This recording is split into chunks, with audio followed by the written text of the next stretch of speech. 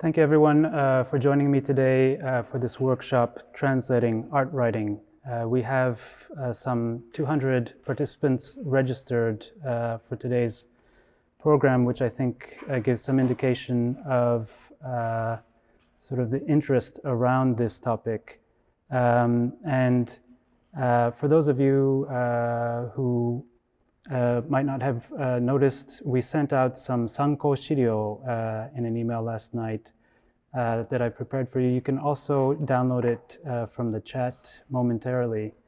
This sanko shiryo is not anything that you need to prepare for. One of the documents is the style guide that I prepared for the Art Platform Japan translation project. It's a reference that you can have on hand and review at any time, both now and afterwards in your translation practices. There's also a copy of the first Japanese translation of the Futurist Manifesto, which I will be introducing in the presentation. And then finally, a very interesting document called the Proletaria Bijutsugashu, or in fact, the envelope for the Proletaria Bijutsugashu, which I will also be introducing at the end of the workshop as material that you could use to work on your own. So to get started, I'll just explain a bit about myself. I'm an art writer, editor, and translator based here in Tokyo. I've been working across all those platforms, but in particular, since 2020, I worked as the founding editor of the Art Platform Japan translation project. And through those experiences, I've had a chance to work a lot with my own translation, work with other people checking my translations, and check other translators. Today's presentation is going to be based on that experience, but to begin with, I think it's also important to establish what we're talking about when we talk about art writing. So now I'm going to share my screen, and I'd like us to begin actually in an art space. We are looking at one of the rooms from the recent exhibition that was held at the Mori Art Museum in Tokyo, Listen to the Sound of the Earth Turning Our Well-Being Since the Pandemic. This is an installation view of Yoko Ono's Grapefruit, an important book of instruction pieces, and that was published here in Tokyo in 1964. And you see that it is presented in the exhibition space. If we go up close to one of the works, we see that it's a text titled Earth Piece, Listen to the Sound of the Earth Turning, which is the namesake for the exhibition. And simply in presenting these words, or simply in reading these words and visualizing what Yoko Ono is proposing, we are in fact now essentially creating our own artwork, or visualizing our own artwork. And so I think it's really, this was one of the earliest examples of what we now know as conceptual art, where artists are using words and language to create works that are more or less immaterial, although of course we can see here there is a material apparatus behind the text. There's paper, there's ink, there's a frame, and there are people around me. You can see the reflection of someone in the glass of the frame that inform the experience of the work. But since Yoko Ono published Grapefruit in Tokyo in 1964, it's opened the door to many artists working with words and language. Here's another installation view from the same exhibition of Ii Yamayuki's artwork. We have a neon piece in Japanese at the top of the screen, and then text in Japanese and English at the bottom of the screen. The texts are visitor voices.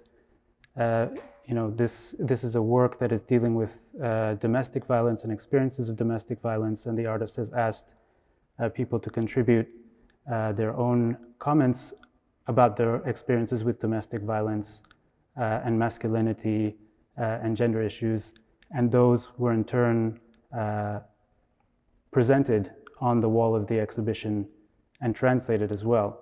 So we see here that, whereas Yoko Ono's piece is a sort of detached imperative statement, we can also have very personal and emotional content being presented as both text and artwork in the space of contemporary art.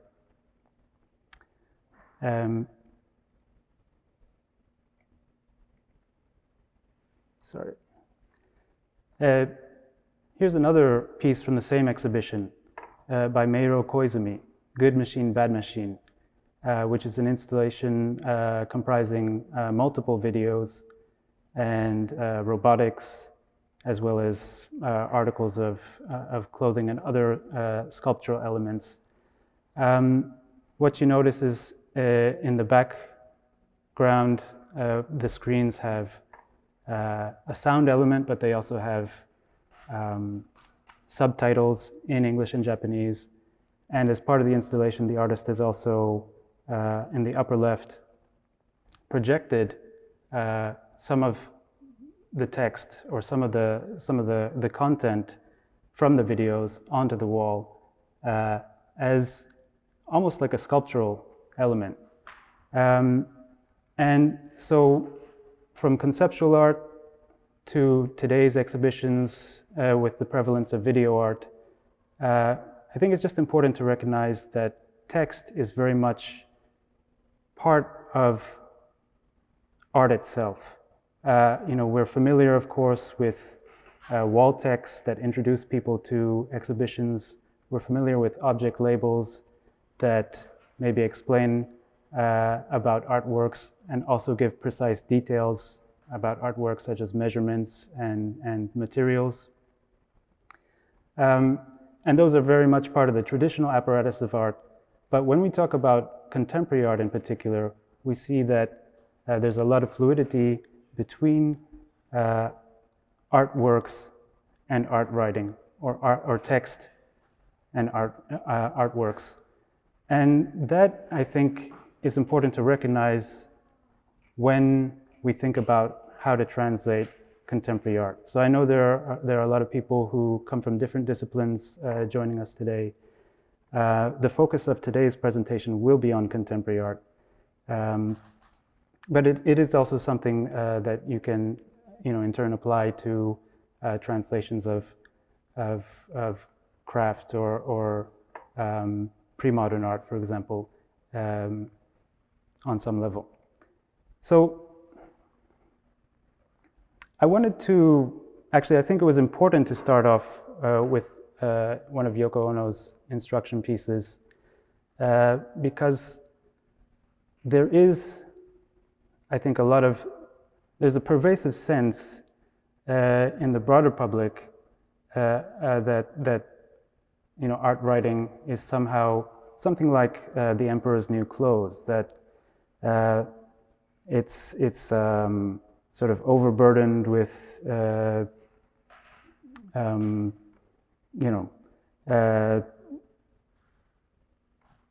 sort of over-complex statements and thinking about what art is, or that it's creating words out of nothing or as ornamentation. And I think that's a perception that we have to confront if we want to produce better translations of art writing. And if we want to understand what art writing is, because I think it's really necessary to take art writing seriously as a genre, especially if you are in the position of being a translator. What we're looking at here is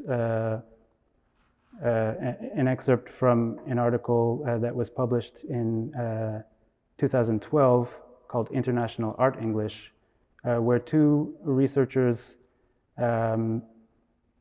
went through the corpus of eFlux, which is essentially an email listserv sending out press releases for contemporary art exhibitions. And they took all that material and put it in a text analysis program and analyzed the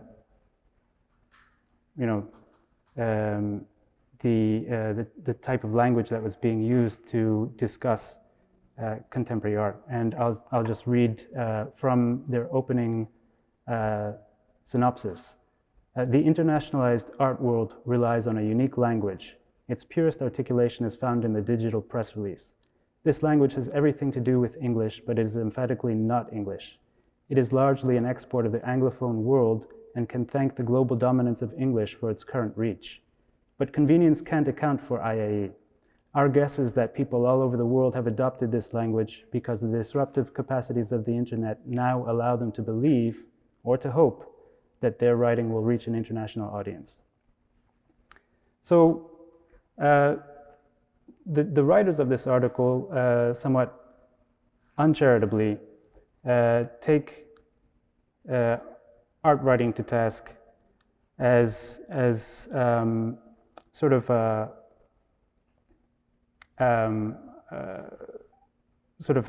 mishmash of non-standard English. But behind that critique we can also detect a mistrust of translation as well. And I think it's important to understand that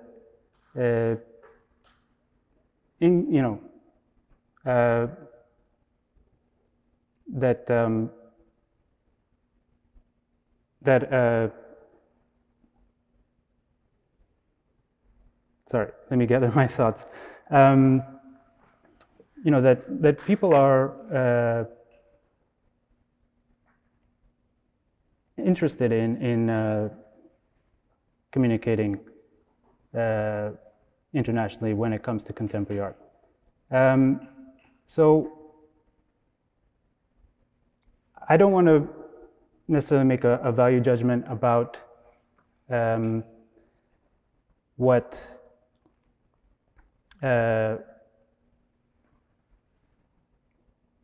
what language is appropriate or not for writing about contemporary art. But I think one thing that this article does well, and that would be interesting for you to look up on your own, is that it does at least identify some of the characteristics of art writing that make art writing what it is. So they go on to write, IAE has a distinctive lexicon: aporia, radically, space, proposition, biopolitical, tension, transversal, autonomy. An artist's work inevitably interrogates, questions, encodes, transforms, subverts, imbricates, displaces, though often it doesn't do these things so much as serves to, functions to, or seems to, or might seem to do these things. IAE rebukes English for its lack of nouns. Visual becomes visuality, global becomes globality, potential becomes potentiality, experience becomes experientiability. So Rule and Levine are scandalized by this use of language, which they identify as somehow being deviant to standard English, and which they in fact argue stems from translations of French critical theory in the 1970s and 80s. But I think, nevertheless, it shows that there are certain ways of using language that distinguish art writing. And if you're translating art writing, it is important to think about how people in the art space use language to communicate. And it is important, you don't necessarily have to reproduce jargon as is, but you should be aware that people are using words that are circulating within their professional sphere, and that these words have impact as such. Especially, one thing that I see with Japanese to English translations is that this sort of use of constructive components to create new words. So visual into visuality, shikaku into shikakusei, tends to get flattened out. And so shikakusei, instead of being visuality, will be translated as visual essence. And that creates a different register, I would say maybe a more conservative register, linguistically speaking, than what that writer in Japanese might be doing. And I don't think we have to say that English is one way or another. I think English or all languages transform and evolve through translation as much as through the innovations of its poets and writers. But so I think, this identification of a particular language that characterizes art writing is something that Rule and Levine pin onto the rise of internet culture. But in fact, we can see, going back again into that period after Yoko Ono emerged and conceptual art emerged, how artists have always been using language in a quite particular way. What we're looking at is a text that Lawrence Weiner contributed to Art Journal's special issue on words and word works. And if we read just the first of these texts that you see at the top of your screen, we can get a feel for Weiner's unique approach to language. Art is not a metaphor upon the relationships of human beings to objects and objects to objects in relation to human beings, but a representation of an empirical existing fact. It does not tell the potential and capabilities of an object, material, but presents a reality concerning that relationship. So you have a very stripped down language. I think some people, upon encountering it for the first time, might feel that it's difficult to access. But I think Weiner would say that he's trying to be as elemental as possible. One thing that happened with the emergence of conceptual art is that there was a reaction against the image and imagery, and so you see that Weiner is trying to identify the basic components of art without resorting to elaborate metaphors. And part of that is using words such as objects or relation, empirical existing fact, but also using a kind of redundancy or even willful monotony. So human beings to objects and objects to objects in relation to human beings, which has its own poetry and is, it's hard to imagine this existing as literature, but neither is it, technical writing or what we would normally associate with art writing. We can see that artists in Japan were also, working with similar ideas and approaches to art writing. We're looking at the back matter of Bijutsu Techo, which is one of the leading art journals in Japan. From the May 1972 edition, you see this Tennankai Annai section, which has upcoming exhibition information on the top half of the screen, and then short statements by artists on the bottom half of the page. And I'm looking in particular at this statement associated with Suga Kishio's exhibition, where we have things like work details that have been inserted by the editors, but then we also have a statement by the artist that was submitted to the magazine and inserted into the exhibition announcement section.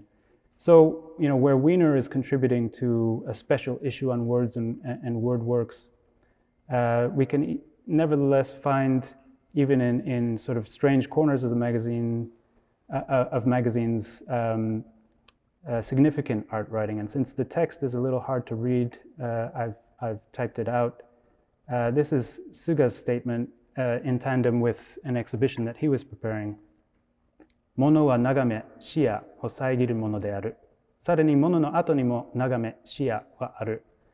物への主的な距離、公的な距離を明らかにするとともに、物のトータリティによってさらにトータルな場、状況を現出すること。場、状況のパーソナリティによってよりさらにパーソナルな言葉を持つこと。So Suga is, quite famous for his difficult to parse writing. But I think if you look at the first sentence, for example, 物は眺め、視野を遮るものである. And you were to translate that, think about how to translate that into Japanese. A lot of times, translators tend to declutter the Japanese. They want to streamline it into English. And if you saw this 何々はものである structure, you might just say, okay, well, this is a definition, so a thing is that which blocks the view. And then you might decide to streamline it further into a thing blocks the view. And that might, be considered initially a stylistically strong English translation. But if you're aware of what Lawrence Wiener and other artists were writing in English around the same time, and you know that they were engaging in a kind of willful redundancy, then you might realize that this repetition of mono wa nagame shia o saigiru mono de aru, sarani mono no ato ni mo, mono is part of the poetry of the writing and is as integral to the writing as sort of the broader concepts. And in that sense, with this first sentence, you might decide to translate it as a thing is something that blocks the view, or a thing is that thing which blocks the view. So I think there are ways that understanding the particulars of art writing and being willing to lean into the particulars of art writing can lead to more sensitive translations.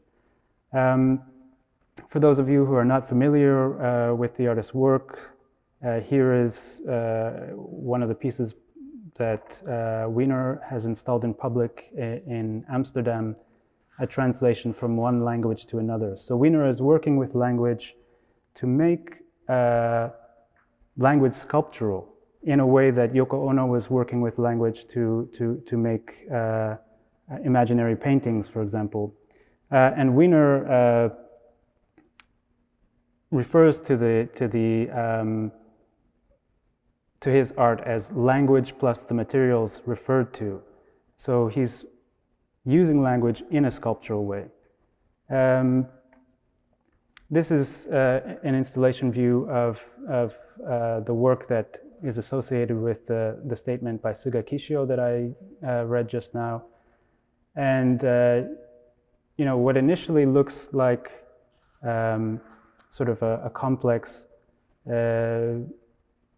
spatial installation also kind of has a structural element to it, where he's playing off relationships between one object and another.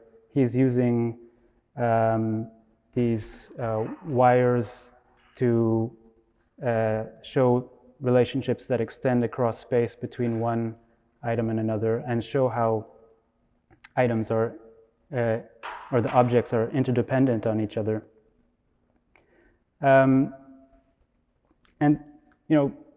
Suga is considered one of the central artists of Monoha, which is commonly translated as school of things, but I think the interesting juxtaposition with Wiener is that Wiener works with language in a sculptural way, whereas Suga works with objects in a linguistic way.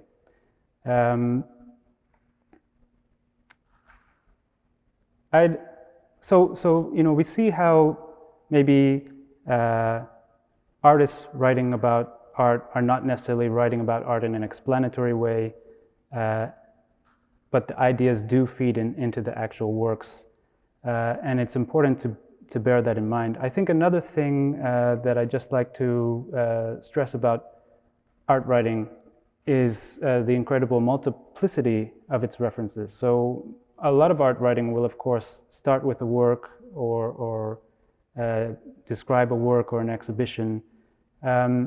But here we're looking at the first spread from an article by the artist Takamatsu Jiro, Sekai Kakudai Keikaku, Fuzaisei ni tsuite no shiron, Gaisetsu, which I'm currently working on as an editor with Reiko Tomi, who's a pioneering translator and scholar of post-war avant-garde art.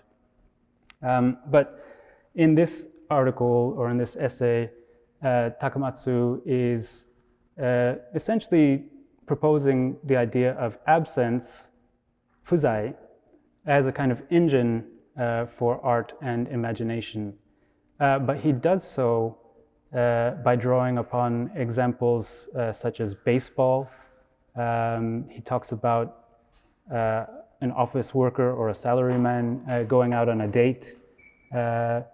And he talks about, he quotes from Sartre, he quotes from Einstein. And so he's drawing from a lot of different registers of reference and address. So that multiplicity is important, but also I think, again, keeping in line with sort of the through line of conceptual art, his notion of absence actually is really at the core of both art writing and, in a sense, translation too. That we can never quite reach the object of our intent. Takamatsu, raises the example of a painter who, or of a young woman who wants to obtain the perfect rose and is unable to obtain it, so she takes up a paintbrush and paints a rose, which is an ideal rose, simultaneously an ideal rose, but also an untouchable rose. Similarly, Yoko Ono has a work called Painting to Exist Only When It's Copied or Photographed, in which the instruction reads, let people copy or photograph your paintings, destroy the originals. That's from spring of 1964. I think conceptual art recognizes how absence is an important fulcrum of art and translation, and that's echoed in a text by the French artist Daniel Buren, who essentially made works with stripes, colored stripes, for most of his career, but also wrote a lot about his art. And he talks about some of the factors that drove him to write, such as ranging from necessity to commission. So sometimes he felt it was necessary to correct or sort of take back the stage from the critic. And other times he would have been commissioned to write about his work. But in an essay called Why Write, which Buren submitted to the same Words and Word Works special issue of Art Journal, and which he in fact composed in Kyoto in 1981, Buren gets to, I think, rearticulates what Takamatsu was also raising. So, quoting from Buren, "Nothing seems more natural than to speak or write about a plastic work. It's through writing that we find what we might call the visual work's baptism of fire, an essential baptism for silent works, insofar as only those which can emerge intact or reinforced manage to prove they have something to say beyond the written word. What a visual work has to say, if anything, cannot be reduced to any other saying. That's why all the talk in the world, all the possible texts, will end up saying very little about what is essential to the visual domain. And it's around that very problem posed by the uncrossable and impossible distance between two ways of saying that the best, the most comprehensible writings about the visual arts constitute themselves." So, I think obviously one of the key concerns in contemporary art writing is how an artist makes a work, the process by which an artist makes a work. But I think, that process itself is driven by silence or absence or something that is unsayable.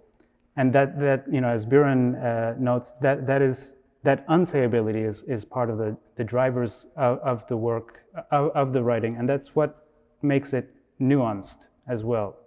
So I think when we're looking at art writing as an object of translation, we have to be attuned to those nuances. That was an artist's perspective.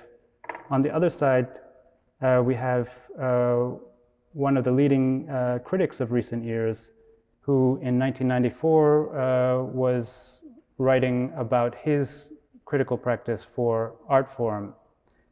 Peter Schedel, in Critical Reflections, brings up a text that he wrote as a young critic, which I think is still quite meaningful, certainly for myself and apparently for him as well, throughout his career. "What do I do as a critic in a gallery? I learn. I walk up to, around, touch if I dare the objects, meanwhile asking questions in my mind and casting about for answers, all until mind and senses are in some rough agreement or until fatigue sets in. I try not to think about what I will write, try to keep myself pried open. I try to chasten my intellect with the effort of attention, which in intellectual terms is doubt. Doubt being the certainty that you're always missing something. To stay as close as possible to confusion, anxiety, and despair, and still be able to function is the best method I know." So he's talking about his experience as a critic in a gallery, engaging with an artwork, and this sort of resistance, or this need to keep himself pried open and to be open to doubt is, I think, an important element of art writing, as much as absence, and so it's something that, again, we have to be sensitive to when we're translating art writing. That we might not always get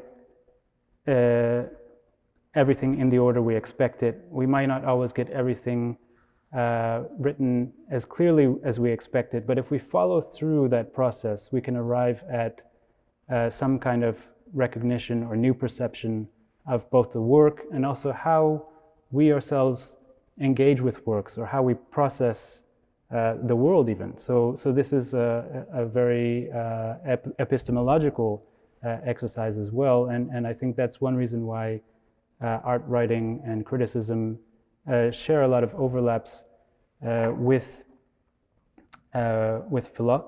philosophical writing, for example. And obviously, artists like Wiener and Suga, even if they're not specifically citing anybody, are influenced by their readings of philosophy and critical theory. As a final rejoinder to the International Art English essay before I move on to the second half of the presentation, where I'll be talking about sort of specific approaches to art writing. I'd just like to raise the first Japanese translation of the Futurist Manifesto, which you have in your Sanko Shiryo, and are welcome to read on your own. A lot of times when I do workshops, I will have everyone read the text out loud. It's not possible this time, but I think if you do start to kind of cast your eyes over the text and try articulating it, you'll find that there is a lot of resistance. There are obsolete kanji that are being used. There are obsolete turns of phrase and idioms, which even contemporary Japanese readers would struggle with. So when I do the readings of this text, a lot of times people have to stop and start over. They have to ask someone next to them for help with the character. And I think this text, which is sort of a flawed translation of a flawed document, nevertheless, is valuable as a record of an exchange that happened in time, in a specific time under specific conditions. And so, I think, of course, as you read the text, you encounter the frustration of dealing with obsolete text, which is ironic in that this is the Futurist Manifesto, and so there's a bit of a kind of contradiction in time taking place. You will also come across quite incendiary comments such as "war is the only hygiene of the world," or misogynistic comments, which are in a sense neutralized by the obsolete language, but also become more surprising or more shocking, precisely because we have to make the effort of decoding that language. But so you could say that this translation needs to be replaced. It needs to be updated, and I think that is really one of the keys of translation, and that is what excites me about translation, is that it is constantly updating itself. But another thing that I want to share about this text is that, of course, it is also an artifact of how contemporary art writing was multilingual from the start of the 20th century. So it was written by an Italian man who had been raised in Egypt, and various drafts of the Futurist Manifesto were in fact circulated in Italian literary journals prior to the definitive version being published in the French newspaper Le Figaro in February 1909. And this Japanese translation by Mori Ogai, in fact, appeared in May 1909 in the inaugural issue of Subaru, the literary journal Subaru. So, I think it's a really fascinating document of how, whether it's English or French or other languages that happen to be dominant at that time, art writing is nevertheless occurring at the intersections of multiple languages. And another important document in that regard is the 1920s Dadaist constructivist art group Mavo's journal, which they published from 1923 to 1925. You can see on the front cover of their first issue, they have a translation of poems by Kandinsky next to an illustration of a kind of constructivist object created by one of their members.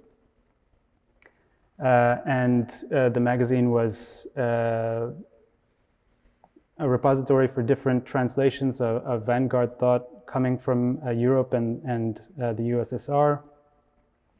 It was also a place where Japanese artists and creators published, their own Dadaist poetry, their own Dadaist plays. But if you turn over the magazine and look at the back side of it, they also have a list, Chumokubeki Sekai no Zashi,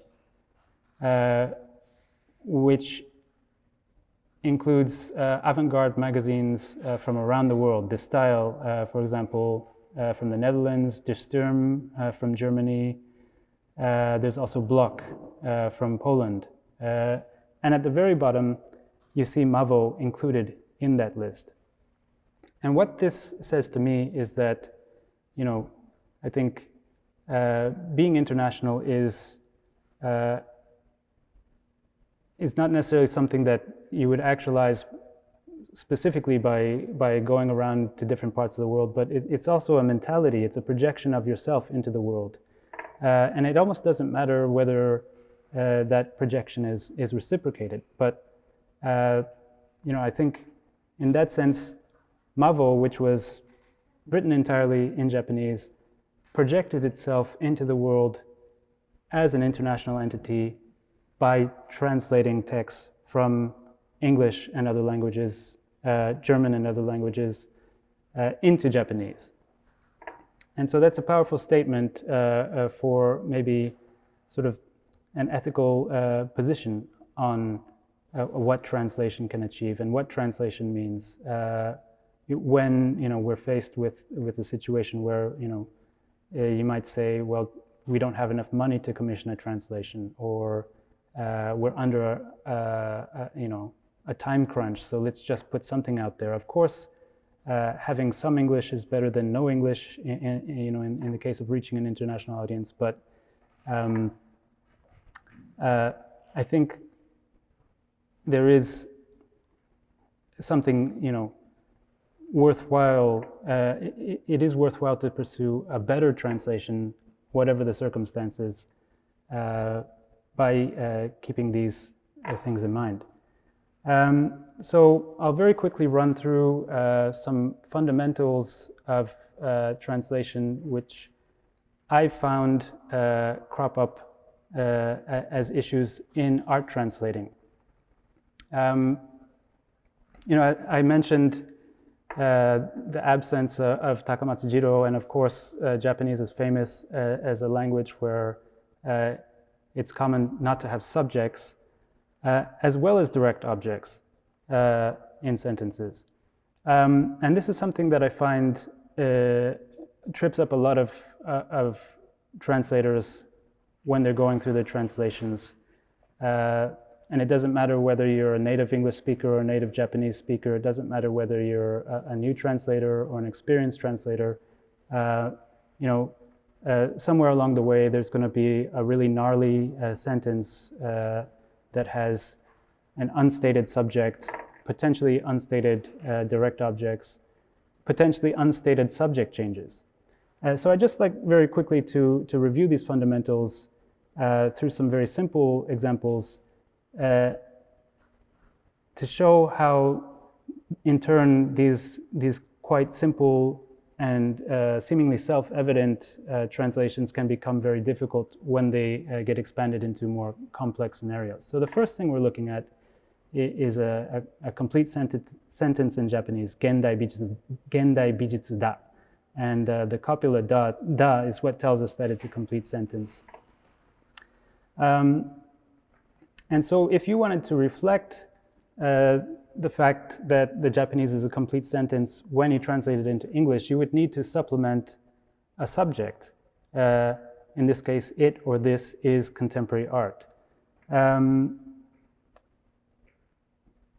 There are also,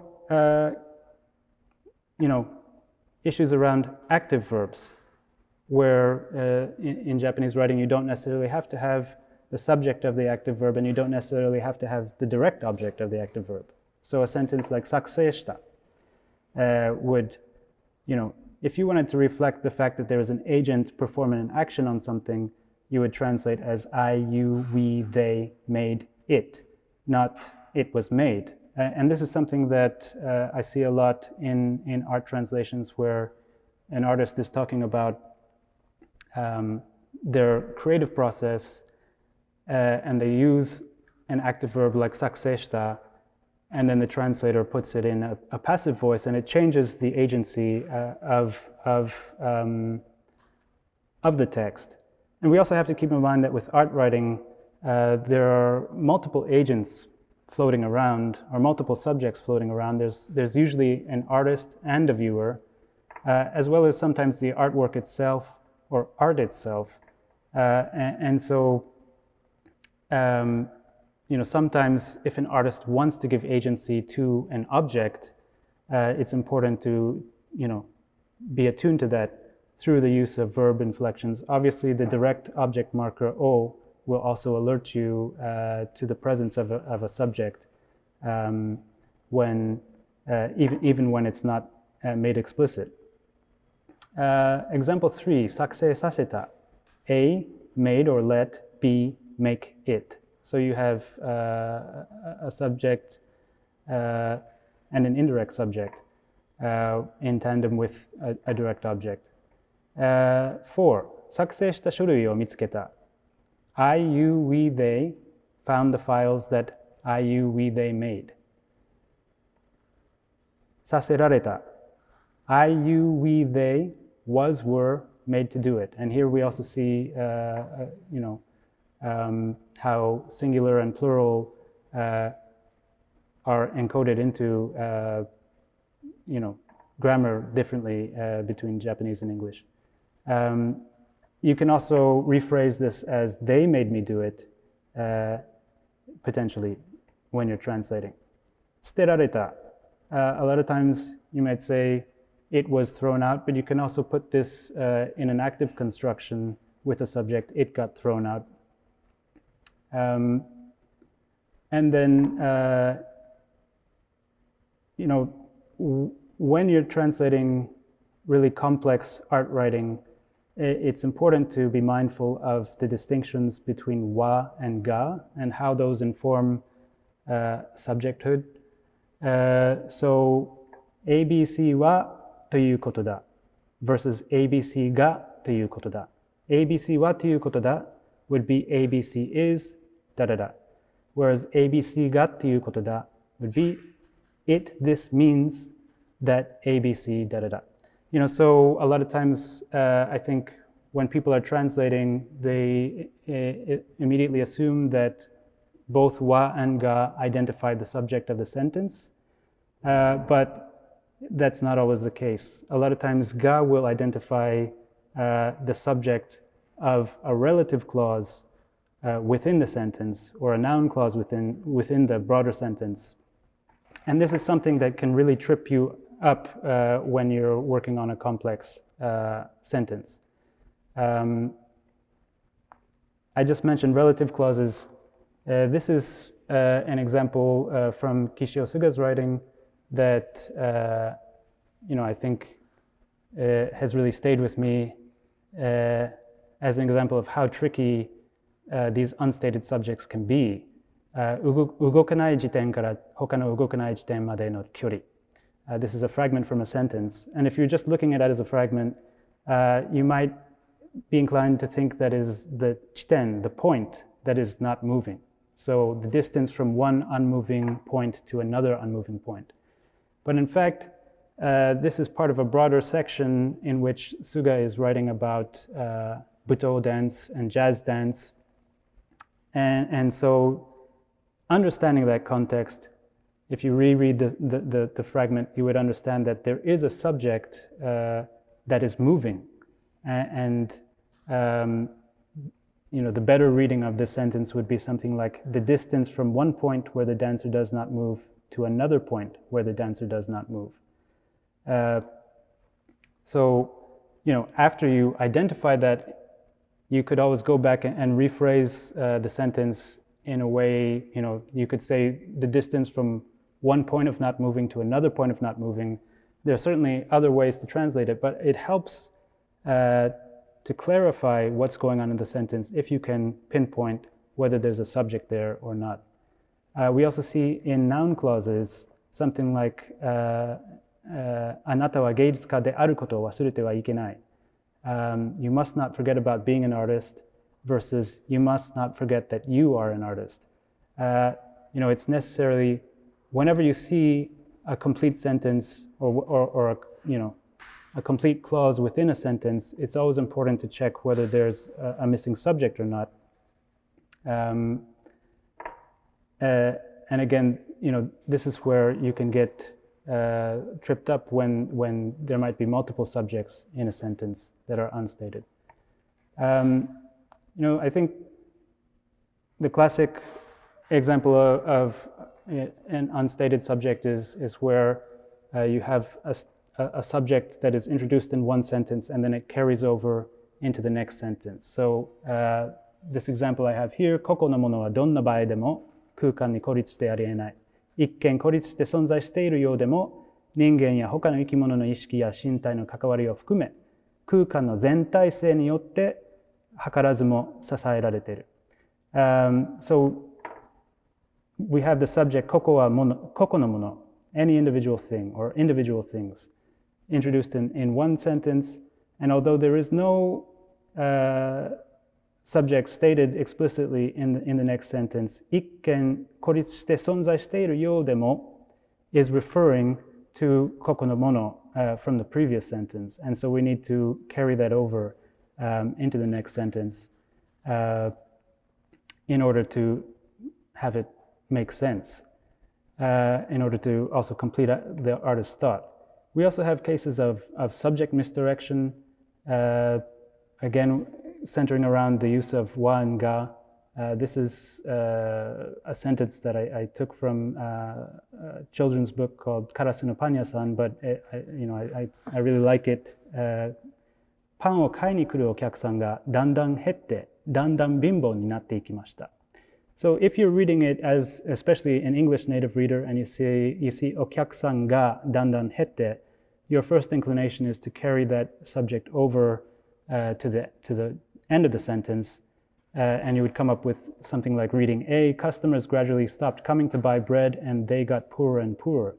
But I think I would hope that it's already relatively evident that it is not the customers who are getting poorer and poorer, but the bakers who are getting poorer and poorer. So customers gradually stopped coming to buy bread and the bakers got poorer and poorer.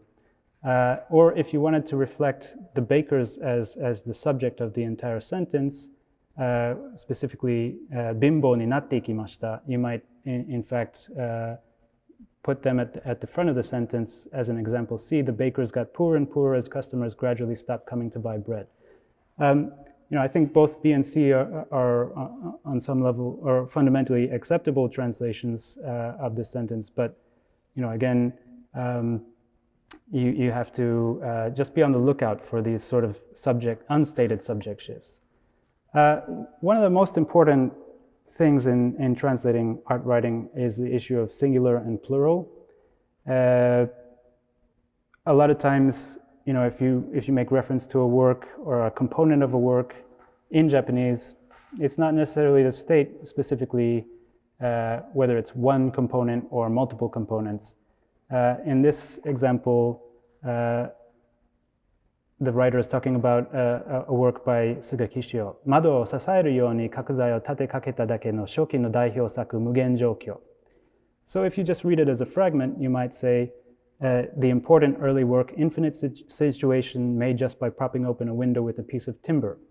But if you look at the actual work, which you can see at the bottom of the screen, it's not just one window and one piece of timber, it's two windows and two pieces of timber.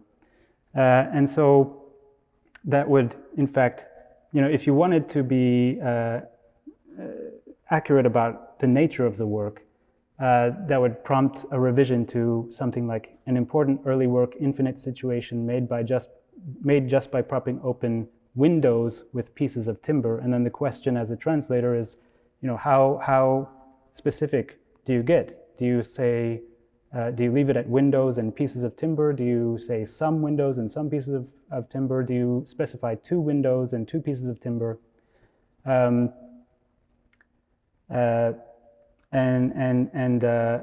I think in rereading this, you can also see how maybe the writer is shortchanging the nature of the work by trying to focus on its simplicity, when in fact Suga has deftly created a quite complex work that challenges notions of singularity or originality in artworks. In that sense, there's an article by Suga from Bizutecho Tokushu special issue on Konstantin Brancusi, which is significant too. Suga starts off his essay talking about the translation of Brancusi's, the title of Brancusi's Infinite Column into Japanese. And he mentions specifically the infinite column that is installed in Targa-ju in Romania. But by the end of the essay, he talks about his experience in Paris when he was there for the Paris Biennale, looking at a room full of infinite columns in the Museum of Modern Art. And so, I think once you get to the end of the essay and you realize that he's talking about a work that is not just one singular piece, but has multiple editions, it sort of changes how you approach the translation, and you have to go back and think through, revisit the translation, and see whether, you have to distinguish whether he's talking about the Targa-ju piece specifically, or whether he's talking about the body of work, infinite column. And so there are all these things akin to the hidden subject or the missing subject, where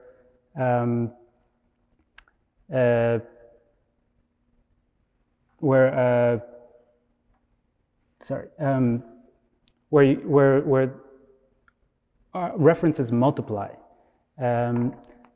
I also just mentioned quickly issues of referentiality. It's always important to try and look at images of works, if possible, when you're translating.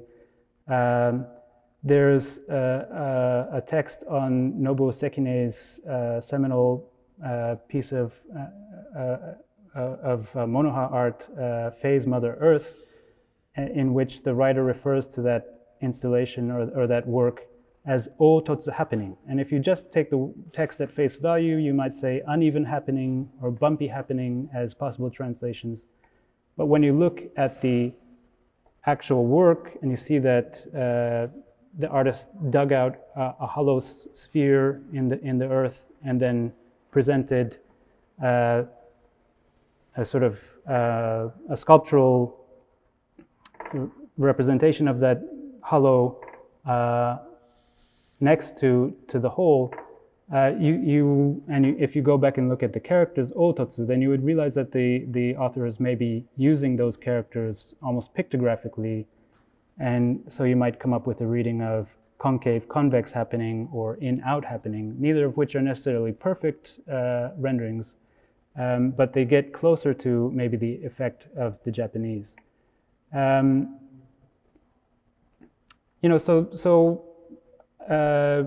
When you're doing translations, it's important to kind of fact check and look at the works, cross-reference the works against descriptions. Here's a description of a work from an essay in 1964 that mentions a piece by Hiraoka Hiroko, which had a tape recorder that released concrete sounds when the viewer comes close to it. And so in doing research, when I worked on this translation, I was able to understand I went through different reviews of the piece and was able to identify how the work was put together, and that then informs the translation, and so you can be more precise with the translation. It also makes a difference because sometimes, this is an article reviewing the Yomiuri Independent exhibition, which was a really important exhibition for anti-art practices at the end of the 50s and at the 1960s. It was an open exhibition, and you have many artists exhibiting together in a somewhat chaotic environment. And so I think during the editing process, one of the editors raised the question whether, whether Hiraoka's work was the actual work emitting the sound, or whether the sound wasn't coming from a work nearby. And so that was something in going through sort of archives, of art writing, we were able to confirm that Hiraoka's work was the one that was indeed emitting the sound, and that made a big difference on how we, finalize the translation, even if the initial translation, the initial reading of the text was not so far off. Finally, I'll just introduce an approach to dialogic translation. I think with missing subjects and objects and with references, it's very difficult for any single translator to stay on top of everything. And so I really encourage people to use a dialogic approach. If you're, a lot of times you will be working on your own, but even if you're commissioned to translate an essay, a curator's essay for a catalog, you still have the curator as someone to bounce ideas off of. And so I always like to use the comments section of Microsoft Word or whatever program you're working with to just identify points that I'm a little unsure about, which could be fact-checking details. For example, in this deck copy, there's a reference to the Yomiuri Independent creating excitement since its inception in 1948, and the actual exhibition started in 1949. So there was a back and forth to determine what that meant exactly. Was this a factual error on the part of the original writer, or was it a reference to something else? There are also context-specific wordings. The Japanese makes reference to Shinnen, which you could interpret as the New Year. But in fact, the Yomiuri Independent was held every year in February and March. And, so in confirming that detail, we changed the translation to the spring rather than the New Year, which sort of was a localization for international readers, even though the Japanese is sort of, evident to Japanese readers. So I've gone a bit over time, but I think, and because of the volume of people joining us today, we weren't able to do any interactive exercises, but I've shared this Proletaria Bitsugashu document with you because it might be interesting for you to try on your own. I think it's a fascinating document which touches on some of the issues about sort of the internationalism of art language or art writing, as well as some of the details that sort of crop up when we're dealing with historic texts, some of the opacities that crop up when we're dealing with historic texts. Just to go over some of the features quickly, this is an envelope that contained full-color reproduction postcards of selected works from the Proletarian Art Exhibition of 1930. And so it's an object for one thing, where this is the front, this is the back, and on the back cover text we have slogans from the proletarian art movement, which are in Japanese, but they're certainly in dialogue with slogans from socialist movements elsewhere in the world. And so when you're translating those, you might want to refer to, translations of Russian socialist thought, or you might want to refer to translations of Chinese socialist thought. You can draw from a pool that of a lexicon that goes beyond just mere Japanese to English translation.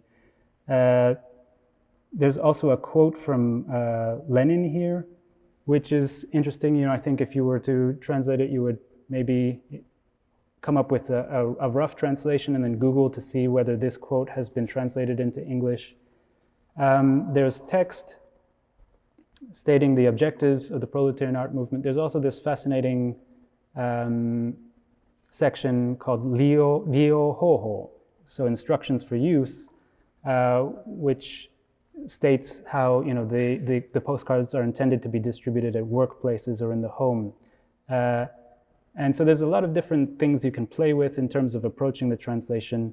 It's difficult to see on your screen. This is also an era when there was censorship and increasing policing of thought in Japan. So you have XA, A as in unei or camp. And here at the bottom you also have Exuchu no doshi. And so this is a very kind of real example of how things that might have been relatively self-evident in the text at the time when it was written become less self-evident,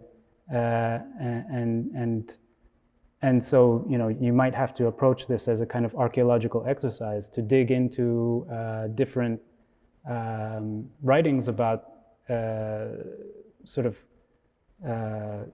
socialism in Japan or social movements in Japan, as well as thought police and things like that in Japan, in order to identify what those missing parts are. And then as a translator, you would also have to consider how much to translate of that missing content. Would you say X camp in your translation, or would you, if you were able to identify what the reference is, would you simply insert the reference? Would you use a footnote? It raises up a lot of possibilities for all the different tools that we can use to flesh out our translations. So thank you for your patience and for bearing with me. We'll go into questions now. And the first question we have is from Brendan C. For your subject misdirection example, can you see an argument for retaining the unstated nature of the subject as seen in translation A? In some ways, they, which could refer to the bakers or the customers in common English usage, most closely models the vagueness of the source sentence. How do you approach the question of when to extrapolate and make explicit elements that are given implicitly in the Japanese? Yeah, I think, you can always go back and consider how much to make explicit, with these missing subjects and missing objects. I think for art writing, it's important to understand that art writing is granular. It's dealing with how we engage with objects a lot of the time. It's dealing with how objects, sit on top of other objects. It's dealing with things like body position, and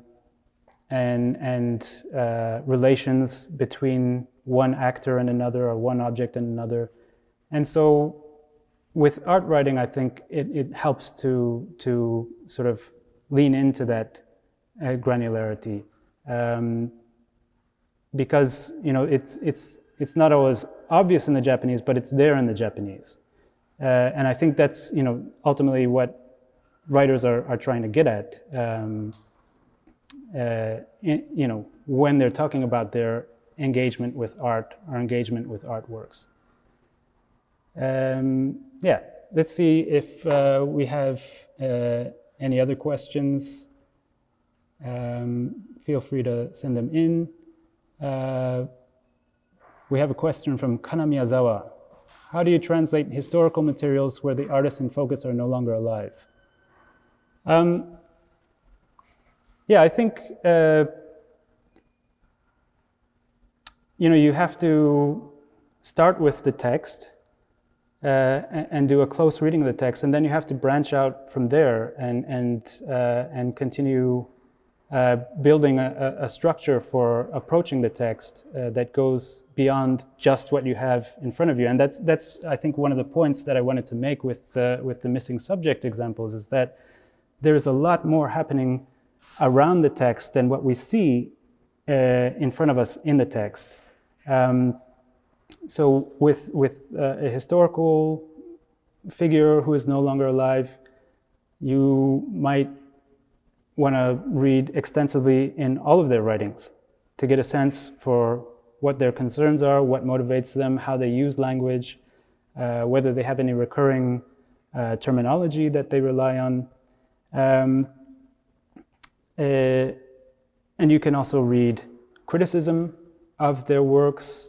There's a lot of intertextuality that is happening, particularly in art writing, because it is a conversation that is going on between different people across texts. So looking at how other writers have described that artist, looking at, for example, what gets quoted by other writers when they're talking about that artist. So I showed you these exhibition statements from Kishio Suga, and those in fact do get quoted by people writing about Suga's art, and that tells us something about how those texts were presented, how they were received, and their importance to the artist's practice. I'm trying to think if there's anything else. Also, interviewing people who had interactions with the artist, if those people are still alive. Interviewing other specialists in the artist. I think there's no reason to limit yourself to kind of your own knowledge. You can draw on knowledge from other people. And you can also draw on sort of horizontal connections. So I have been translating Suga's collected writings over the past few years. That's why I drew upon him extensively for this presentation. But in that process, I happened to meet a Korean translator who was working on translating Liu Fan's text from Japanese into Korean. And we were able to have a really interesting exchange about how these two peers who were central to the Monoha movement approached language in different ways, and how they understood concepts such as mono, which is Suga's preferred term, versus jibutsu, which is a term that Liu Fan tends to use more often. So there are all kinds of ways that you can kind of branch out from the text proper. And I think when you're doing something that has historic value, it's worth the effort. And I think that's what gives it, added value beyond just the Google translation. Let's see, we have another question from Sayaka Takahashi. As a non-native English speaker, I would like to know any tips for checking or copy editing of translated text, especially the fine nuances is very hard for us. If you have any guidebooks, that would be appreciated. So I guess you're talking about checking somebody else's translation from Japanese into English. I think, as I mentioned, the missing subject is sort of one of the key cruxes around which a lot of misinterpretations happen. Also singular plural and context-specific references to works. In terms of guidebooks or something, I think it helps to have a technical understanding of the Japanese language and a technical understanding of the English language. That's why in the survey I was curious to know if people were working with something like Chicago Manual of Style. And if you can bring that technical understanding to reading the Japanese text and thinking about how to put it into English or vice versa, then that improves the possibilities for how you can decode particularly complex sentences.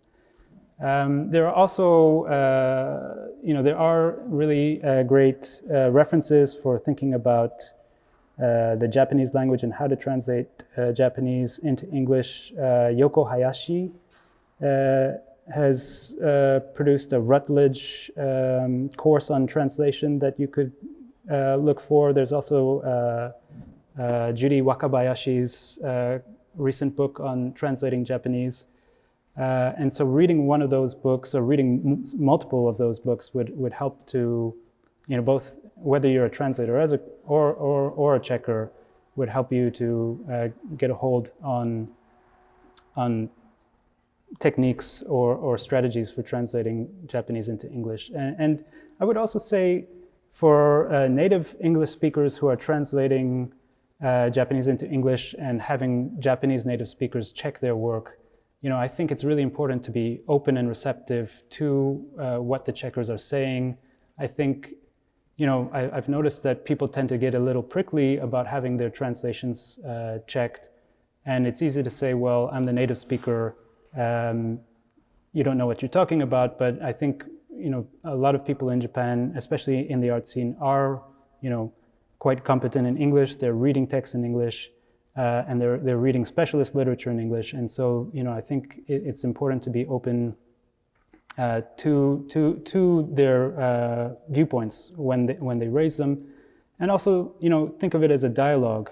So you can start from a question: is this the right reading? And then you can take it from there. And a lot of times those sort of fuzzy intuitions about whether something is being translated to the well or not, it can lead to interesting discoveries. Let's see. From Jennifer Pastore, if you have to choose, do you prioritize the writer or the reader of the translated text? Faithfulness to original versus readability, accessibility. Yeah, I think this is something that you have to approach on a case-by-case basis.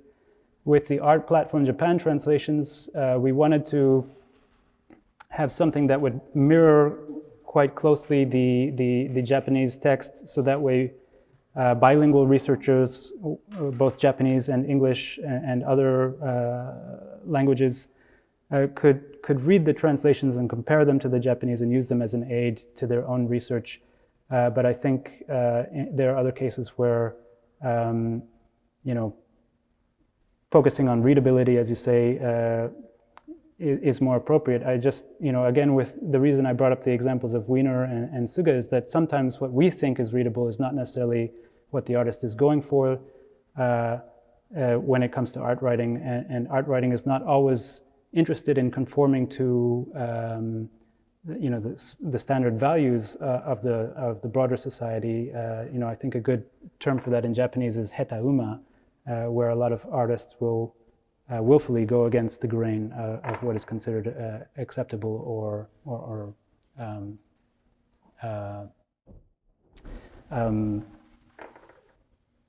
standard.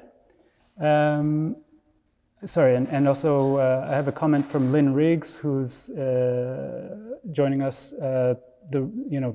The reference to Yoko Hasegawa's book is the Routledge course on Japanese translation. Let's see.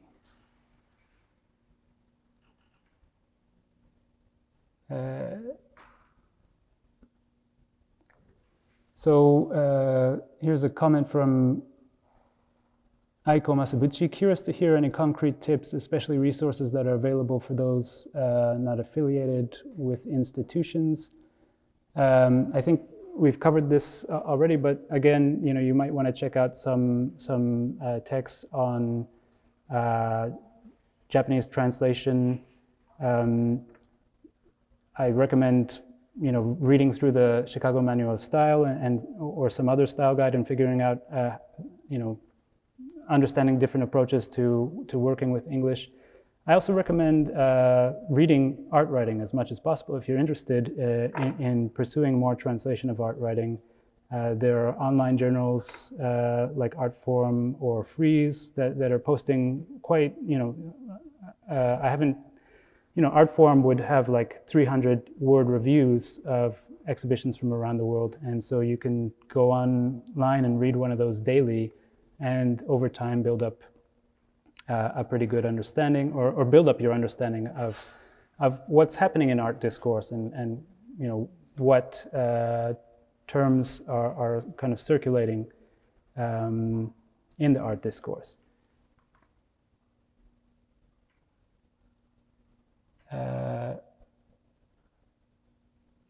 Let's go to another question from an anonymous questioner. Do you have any rules for when and how to involve a copy editor checker in the process?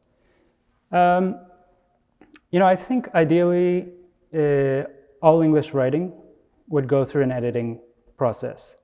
And typically, for example, with English magazines or exhibition catalogs produced by museums in the US, there will be a kind of a commissioning editor who works with the writer on sort of the big picture aspects of the text.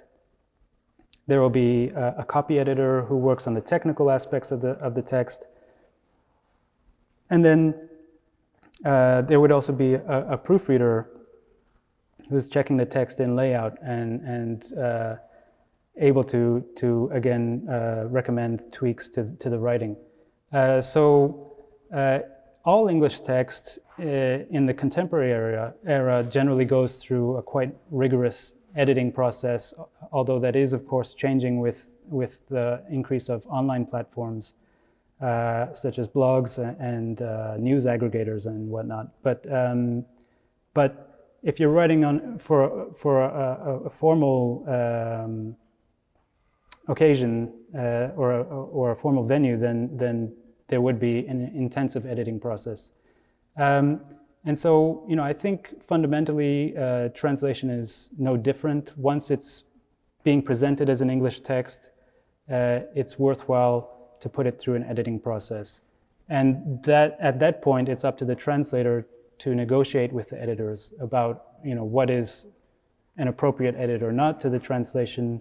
It's important for the translator to communicate to the editors what are the stylistic features of the text that make that text what it is, and then work around that. But all translations benefit from editing. And the problem is that in Japan, of course, institutions are sort of maxed out in terms of budget already. Simply in putting aside money to commission someone to translate a catalog essay is a big commitment. It's a substantial financial commitment. It's also a time commitment. And so, a lot of times what happens is we as translators end up, being our own, we're first of all the translator, then we have to be our own copy editor, and sometimes we might have some interactions with the curator or whoever commissioned the text and get a little feedback, but it's rare to have editing beyond that. So I think, that's just one of the tough facts of being in Japan, but that's why I think it's important to be fundamentally sound in your readings of the Japanese text and fundamentally sound in how you're putting out the English as well, in terms of using English technically. Let's see. We're down to the last 5 minutes or so.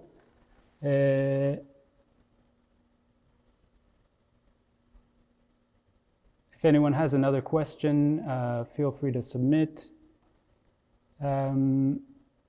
I think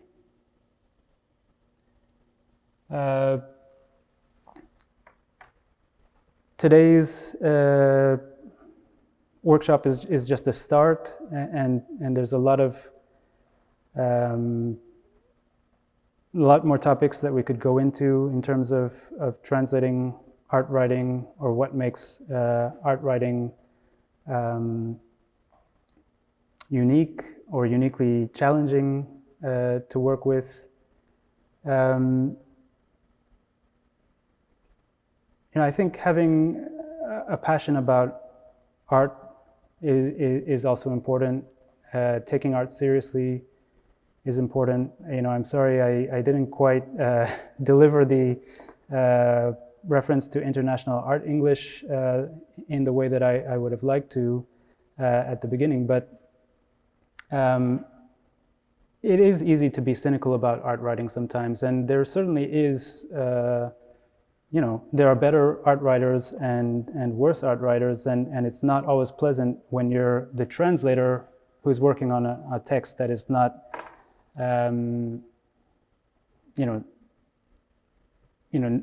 does not flow naturally from one language to the other, or does not, seem to be particularly strong in the original language even. But I think if you're entering into that agreement to translate somebody's writing, then I think you owe it to them to take that writing seriously and to try and understand what the writer hopes to express. In the case of a living writer, it is possible to dialogue with them. So, if you've been commissioned to translate a catalog essay and someone makes a reference to, Kishio Suga's Infinite Situation, and they say, it's a piece that was made by propping a piece of timber in a window, and you look at the image and you realize, hey, it's not just one window, it's two windows. You could go back and say, is this really what you wanted to say? Or is it significant that there is more than one window? And that would create a dialogue that could then lead to, the original writer revising, the original text, not just the translation. And I think, writers are generally appreciative of that. I also have a lot of experience, having my writing translated into Japanese in particular, because I am one of the editors of the online art publication Art-It, and for the past, since 2010, I've been doing some 5 or 6 interviews with artists every year that come out as long form, 4,000 to 5,000 word interviews, and I've been checking those interviews when they're translated from English into Japanese every time, and I think as a writer, I'm really appreciative of being translated. I'm happy that I'm reaching a different audience than what I would ordinarily be able to reach, and I'm always happy to work with the translator to improve the translation, especially if the translator brings issues to me. But I think a lot of writers are just simply happy to be translated, full stop. And so that's something that as a translator you can give somebody. So yeah, I think the reality of translation in Japan is that we have people who are native Japanese speakers, people who are native English speakers, people who are coming from an academic background, people who are coming from a self-taught background, people who are art specialists, people who are not art specialists. But I think we can all work together to increase the pool of Japanese art writing in translation, and I think that in the process, as you gain experience, you will find a path to a sort of better art translation if you take it seriously. So we're out of time. I really appreciate everyone for joining again, and I think I imagine that there will be opportunities for more workshops like this in the future. Thank you.